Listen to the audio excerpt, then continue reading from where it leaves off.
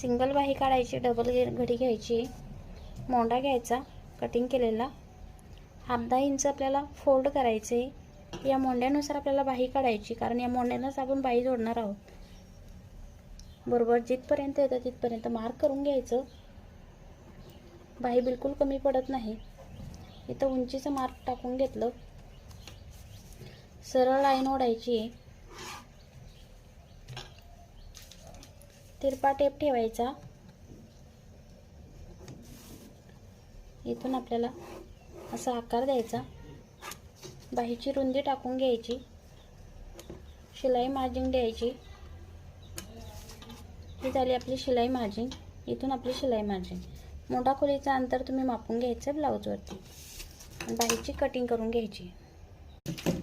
समोरचा आकार देण्यासाठी आपली शिलाई मार्जिन सोडलेली आहे आपण, त्या ठिकाणी तिथपर्यंत आपल्याला आणायचे आणि इथून असा आकार द्यायचा।